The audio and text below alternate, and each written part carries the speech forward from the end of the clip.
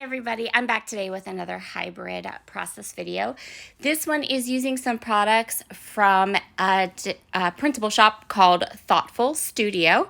So I have some ephemera pieces and 3 of the pattern papers. These are just the ephemera pieces and pattern papers that I chose from the kit to use on my layout.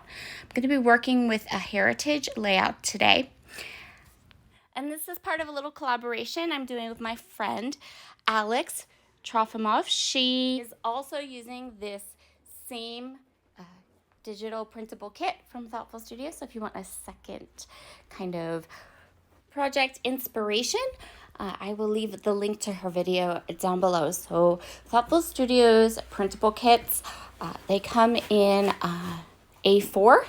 So I went ahead and kind of resized mine, printed mine out at 8.5 by 11 on some Epson matte presentation paper. You get both pattern papers, and then you get papers that are meant to be fussy cut. So that worked out really well. And her style at Thoughtful Studio is very, very vintage. So things like she has some Jane Austen inspired patterns. She has lots of patterns in different colors, but they're all like antique pattern or antique linen type of patterns, but they're beautiful. So they were perfect for me to go ahead and create a layout using a heritage photo. I started my layout by matting my photo in that beautiful red paper, and then I cut 2 squares that are 3 by 3, and now I have these other patterns I want to include on my layout. So I'm going to go ahead and cut blocks of those paper into 3 by 3s. Now this paper here, I'm going to use it a bit differently because it has this beautiful border. So what I'm going to do is I'm actually going to trim the borders off and use them as embellishments later on. And then the middle part of the paper, I'm going to go ahead and cut into my 3 by 3 squares. And I'm going to be kind of like watchful about where I cut my squares because I want some of the beautiful florals that are in the middle of this paper to be in my layout. So initially, when I had kind of started thinking about what I wanted to create, I almost created an 8.5 by 11 layout and used that paper with the red border just as my base paper because it just worked. It was really pretty. I still have all the printables, and I still might print another sheet of that and do that, which would be fine. I'm going to go ahead and ink up all of my squares and my photo with my favorite vintage photo distress oxide ink, my favorite ink for inking edges. Next up, I'm going to go ahead and kind of overlap these squares, make them kind of diamonds. I'm going to place them into the middle of my sheet of cardstock. I am using speckle tone white cardstock from the Cardstock Warehouse. That is it is not quite white. So it's that beautiful, for me, perfect color between a really harsh like vanilla cream and stark white. So you can see here, this is the basic layout this is the basic design of our layout today. So we're going to kind of keep it a bit simple, but of course not simple because it's me. So we're going to add lots of embellishments and of course lots of stamping. So let's get started. I'm going to start by adhering down these squares. Well, they're squares, but I'm using them as diamonds, but you know what I mean. When I got to the last square, I put a gap between those last 2 just because I knew that was where my photo was, and I didn't need that area to be covered. So there we go. Next up, we are going to do some stamping. So I'm going to use both of my stitching stamps. I'm going to use the hand-stitched stamps from Ellie Studio, but I'm also going to use my 49th and Market stitching stamps. And I'm also going to stamp my title. So let's start with trimming off the edges of this diamond pattern, and then going ahead, and I want to add some stitch lines to go right through the middle of those diamonds. I am using Icing on the Cake ink from Catherine Pooler, and I am, as you can see, just stamping those stitch lines all the way across the page. I have a little bit of scratch paper there that I can just kind of put so that my stitching goes from one side of the page to the other. I like to use an acrylic block when I'm using these stitching stamps because they're so thin and delicate that they don't lay nice on your page. By the time you would get your MISTI and get your door open and then close the door to attach the stamp to the door, you end up with a stamp that's like fallen over. So I have this really long, thin acrylic block that works really well for stitching stamps. There you can see I added a couple of the smaller stamps. Those are from the 49th and Market collection, our stamp set. I have my photo down on my page now, and I'm going to go ahead and kind of ink up the edges of this card. I'm going to use this card for my journaling.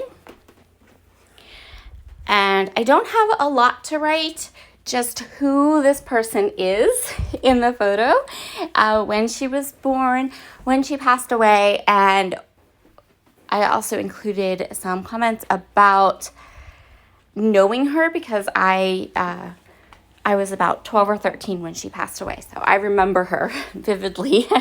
This pit photo is of my great-grandmother, so my grandfather's mother, and she was born in 1903, and she died at 87 years old in 1990. And she was a pistol.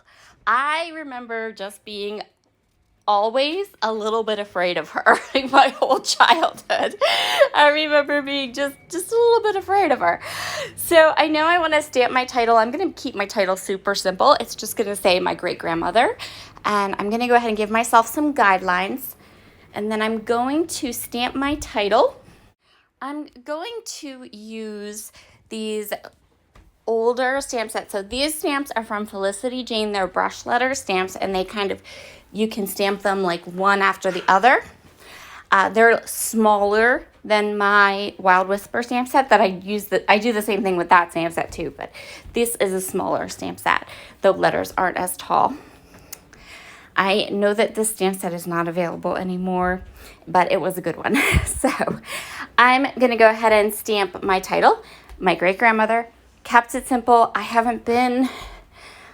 kind of fallen off the titling wagon recently. I don't have a lot of title inspiration coming, so I'm just going with it, keeping it simple.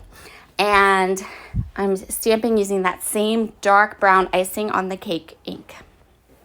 Once I have all of the stamping done, I'm just taking my Mono sand eraser and erasing all of the guidelines that you can see.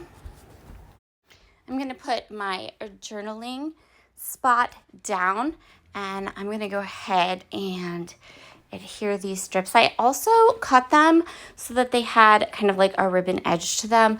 I thought about doing a banner like a fishtail, but I liked the idea of the ribbon, this kind of diagonal ribbon edge better.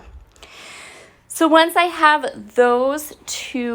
all those 4 strips down, I can go ahead and kind of decide which of my embellishments are going to fit. I know going in that I have more here than what I'm actually going to be able to use on one layout, but I grabbed anything I thought I might use, and then I can kind of pick and choose.